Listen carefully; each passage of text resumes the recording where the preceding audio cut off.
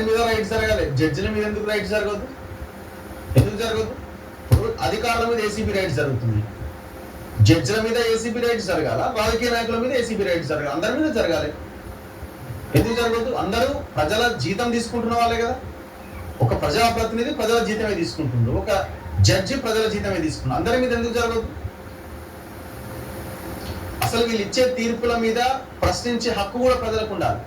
ప్రశ్నిస్తే దాన్ని కంటెంప్ట్ కింద ఎట్లా ఒకప్పుడు ఉంటుండేనేమో, వాల్యూస్ ఉన్నాయి కాబట్టి ఒక రకంగా ఉంటుండే. అప్పుడు అయ్యో జడ్జి ఆయన గౌరవం ఇవ్వాలి అని ఒకటి ఉంటుండే. కానీ ఇప్పుడు వాల్యూస్ ఎక్కడి? మన తీర్పులు ఎట్లా వస్తున్నాయి? న్యాయం అనేది సామాన్యుడికి అందుబాటులో ఉన్నదా? ఇవన్నీ ప్రశ్నలు వేసుకుంటే ఏదీ లేదు. సో కాబట్టి జడ్జి ఇచ్చే జడ్జిమెంట్ ని కూడా క్వశ్చన్ చేసే పరిస్థితి ఉండాలి. చట్టంలో అట్లాంటి మార్పులు తీసుకురావాలి ఖచ్చితంగా. రాజ్యాంగంలో అట్లాంటి సవరణలు జరగాలి. కాలం మారుతున్నారు కదా ఎప్పటికప్పుడు.